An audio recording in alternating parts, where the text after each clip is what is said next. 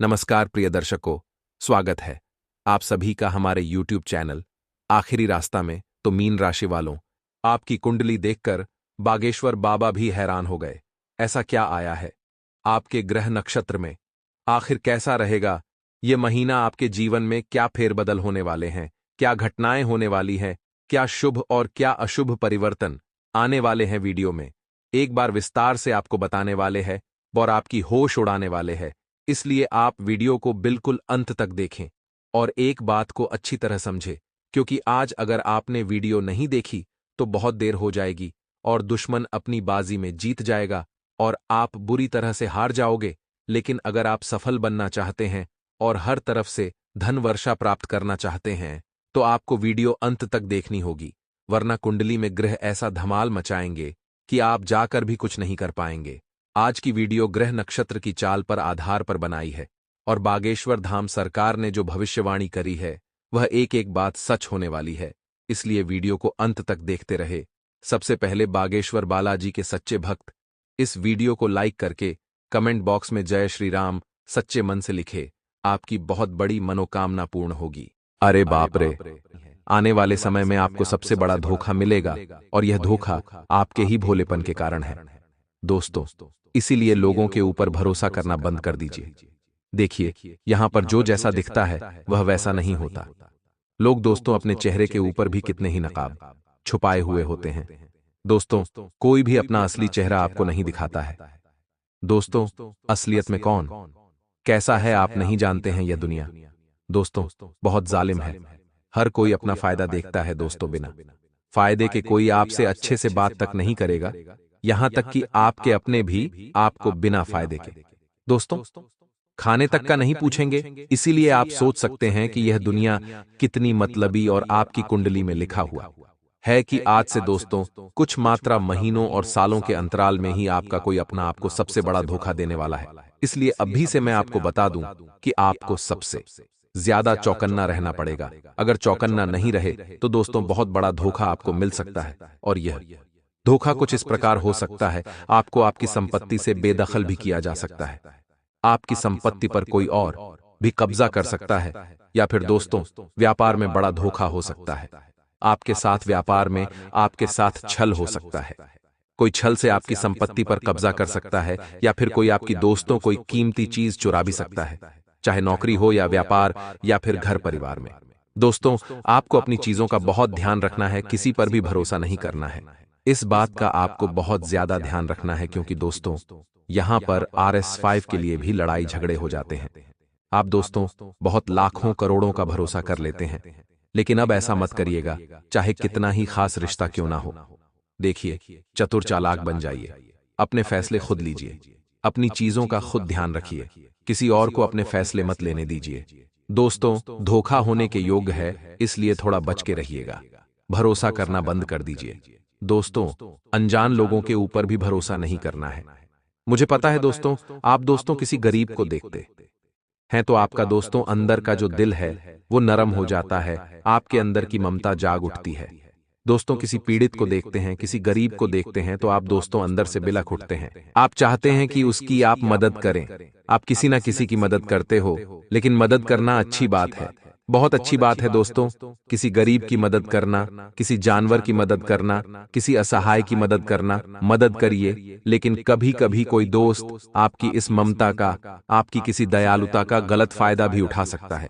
इसलिए मदद कितनी करनी है यह आपके ऊपर है दोस्तों। अपनी आंखों पर पट्टी बांधकर कभी भी मदद मत करिएगा दोस्तों, वरना छल कपट तो आपके साथ होगा ही होगा। अब अगली चीज की ओर बढ़ते हैं दोस्तों, आपकी मृत्यु। जी हां दोस्तों, ये सबसे बड़ा सवाल है दोस्तों। कई लोगों ने पूछा है कि गुरुजी मृत्यु के बारे में बताइए, मुझे बहुत जीना है। तो देखिए, एक काला सच आपको बताने वाला हूं। देखिए, आप पूरी जिंदगी दोस्तों किसी ना किसी चीज के लिए तड़पते रहते हैं, पैसों के लिए तड़प रहे हैं। जब पैसा मिल जाता है तो जिंदगी में सुकून के लिए तड़पते हैं, कभी शादी के लिए तड़प रहे हैं दोस्तों, कभी पैसा कमाने के लिए तड़प रहे हैं, कभी अच्छी नौकरी मिल जाए उसके लिए तड़पते हैं, कभी कभी दोस्तों आप अपनी अच्छी सेहत के लिए तड़पते हैं। जिंदगी में आप हर एक चीज के लिए तड़पते रहते हैं दोस्तों। आपको एक चीज मिल जाती है, भगवान दोस्तों दया करके आपको एक चीज दे देता है तो फिर वह चीज दोस्तों आपके लिए आम हो जाती है। फिर आपके दूसरी चीज पर मन चला जाता है, दूसरी चीज मिल जाती है तो तीसरी चीज पर मन चला जाता है। आप कभी भी संतुष्ट होते ही नहीं हैं। दोस्तों, इंसान का यही है, उसको कितना भी दे दो, इंसान संतुष्ट नहीं हो पाता। आप पहले 1000 कमा रहे थे, फिर लाखों कमाने लगे हो। आपके पास पहले कुछ भी नहीं था, लाखों है, फिर भी आप संतुष्ट नहीं हो। आपको संतुष्टि मिल ही नहीं रही है दोस्तों। और आपकी जिंदगी का जो काला सच है वो है आपकी मृत्यु कब होगी।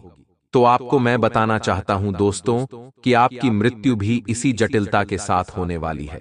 जी हां दोस्तों, मृत्यु आपकी तभी होगी जब दोस्तों आपकी उम्र पूरी होगी। दोस्तों, उम्र पूरी होगी यानी कि भगवान ने जितना समय आपको दिया है उतना ही दोस्तों आप जियोगे। लेकिन अकाल मृत्यु नहीं होगी आपकी, इसलिए चिंता ना करें। अकाल मृत्यु केवल आपके पापों के कारण हो सकती है, इसलिए अपने पाप मत करिएगा दोस्तों, कोई भी गलत कार्य मत करिएगा।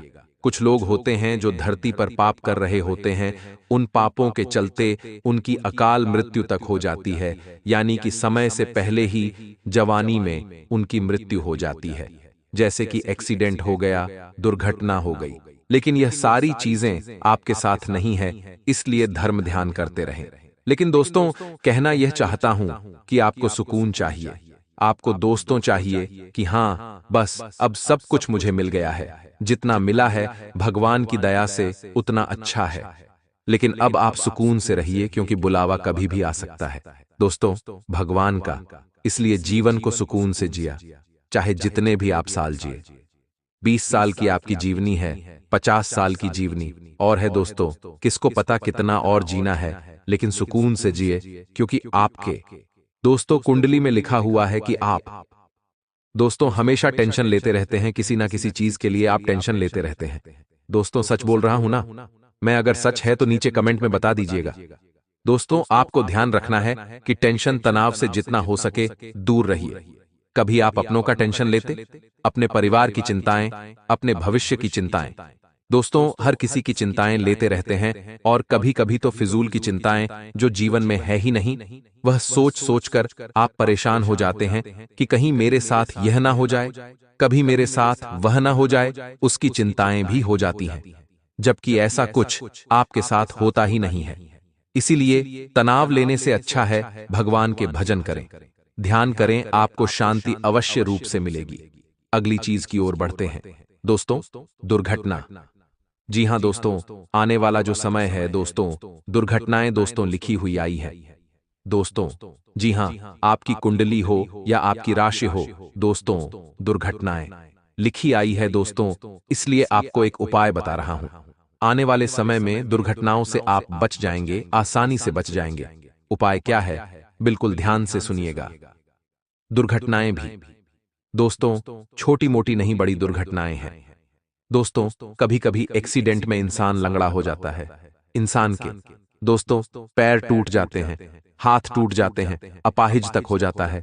किसी किसी के दिमाग में चोट लग जाती है तो वह मानसिक रूप से भी पागल बन जाता है। तो ऐसा आपके साथ नहीं होना चाहिए।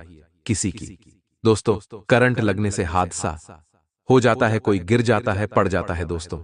देखिए दोस्तों, दुर्घटना कैसे भी हो सकते हैं। इंसान बैठा हुआ है और अचानक से उसके ऊपर से छत गिर जाए, पंखा गिर जाए, तो दोस्तों यह सब दुर्घटनाओं में आता है। तो देखिए दुर्घटना कैसे भी हो सकती है, हम चाहे कितना ही संभल संभल कर रहे दोस्तों, कुछ भी हो सकता है। इंसान पेड़ की छांव में आनंद ले रहा हो और क्या पता ऊपर से एक पेड़ की डाली टूटकर उसके सर पर गिर जाए या उसके हाथ पर गिर जाए और वह अपाहिज हो जाए। तो दोस्तों दुर्घटना कैसे भी हो सकती है, तो आप दुर्घटना से बचेंगे कैसे? देखिए, आप सावधानी तो रखेंगे लेकिन बचेंगे कैसे? आपकी कुंडली में भी एक नहीं, दो नहीं, बल्कि 4 से 5 दुर्घटनाएं लिखी आई हैं दोस्तों। ये दुर्घटनाएं बड़ी भी हो सकती है, छोटी भी हो सकती है, आपके कर्मों के आधार पर दोस्तों होगी। लेकिन अगर आप उपाय करेंगे तो इन दुर्घटनाओं से आसानी से बचेंगे। उपाय क्या है दोस्तों? ध्यान से सुनिए। हर 11 के दिन दोस्तों, साल में जितनी भी 11 है दोस्तों, आपको हर 11 पर आपको गौशाला जाकर गौ माता को चारा खिलाना है। तो उसको चारा खिलाना है और गुड़ खिलाना है। जी हां, गौ माता को चारा और गुड़ खिलाएं। आप गौशाला जाएं तो भी अच्छी बात है, लेकिन गौशाला में दोस्तों पहले से ही कई सारे लोग दान करते रहते हैं गौ माता को। लेकिन अगर आप दोस्तों इधर उधर सड़क पर या चौराहे पर जहां गौ माता खड़ी होती है, आप उनको अगर चारा खिलाएंगे, उनको गुड़ खिलाएंगे, तो और ज्यादा आपको पुण्य मिलेगा। क्योंकि जो गौ माता भूखी होती है, अगर आप उसका पेट भरेंगे तो गौ माता के दोस्तों अंतर्मन से बहुत ज्यादा दुआएं निकलेगी। तो आप दोस्तों ऐसी गौ माता को ढूंढे जो सच में भूखी हो, सच में दोस्तों जिसको जरूरत हो। तो यह उपाय जब आप करेंगे तो आपके जो कर्म है वह अच्छे होंगे, आपके पाप कटेंगे दोस्तों। और आने वाले समय में जो दुर्घटनाएं लिखी है वह दोस्तों धीरे धीरे दुर्घटना की जो लकीरें हैं वह मिटने लगेगी दोस्तों, छोटी मोटी चोट में बदल जाएगी दोस्तों। दुर्घटनाएं तो निश्चित हैं दोस्तों, क्योंकि भगवान ने लिख रखा है तो वह तो निश्चित है, लेकिन बड़ा होगा या छोटा होगा वह आपके कर्मों पर डिपेंड करता है। आप कर्म कैसे कर दो, कोई अगर गलत कर्म करेगा तो फिर वह दुर्घटनाएं बड़ा विकराल रूप ले सकती है। अगर कोई अच्छे कर्म करेगा तो केवल मात्र वो एक खरोच के रूप में ही दोस्तों वह दुर्घटना टल सकती है, तो आपके कर्मों के ऊपर है। अब अगली चीज बिल्कुल ध्यान से सुनिएगा दोस्तों कई सवाल आते हैं कि गुरुजी गरीबी में जी रहा हूं, पैसा ही नहीं मिल रहा है, क्या करूं, खूब मेहनत कर रहा हूं, पैसा ही नहीं है, क्या मेरी कुंडली में पैसा लिखा है, मेरे भाग्य में पैसा लिखा भी है या नहीं, जितना कमाता हूं उससे ज्यादा मैं कर्ज में भर देता हूं, ऐसा मेरे साथ क्यों हो रहा है। कई सारे सवाल आते हैं दोस्तों।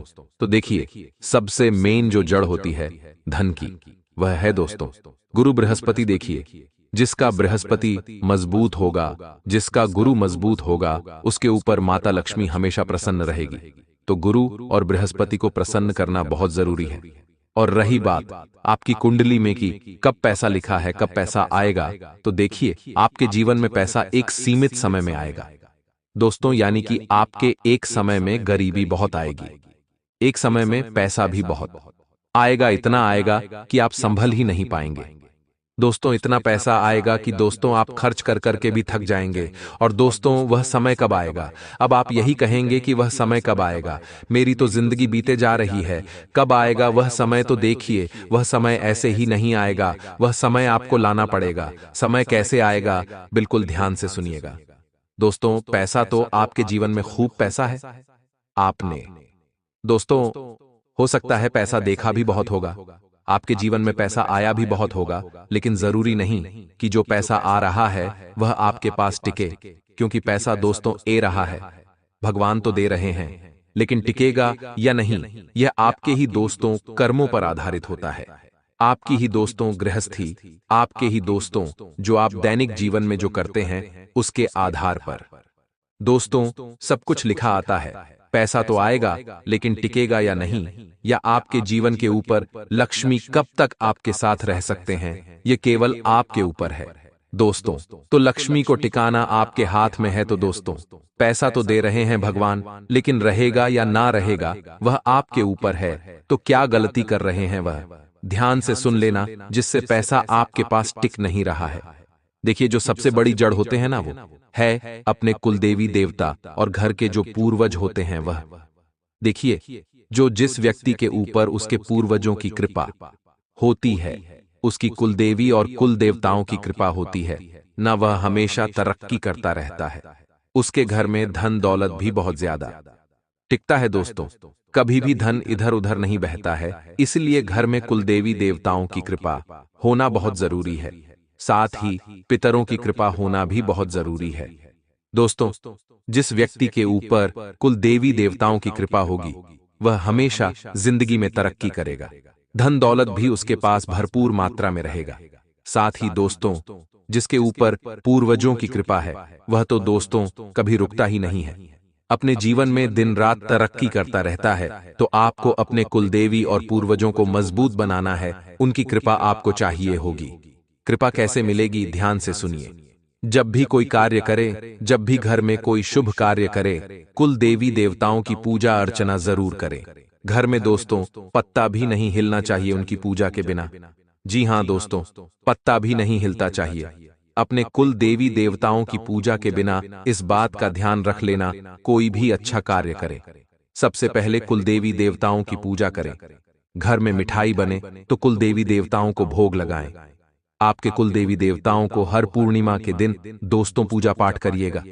साथ ही दोस्तों, साल में कम से कम 2 बार अवश्य रूप से जहां आपके कुलदेवी और कुलदेवता का स्थान है वहां पर जाइए और वहां पूजा पाठ करिए।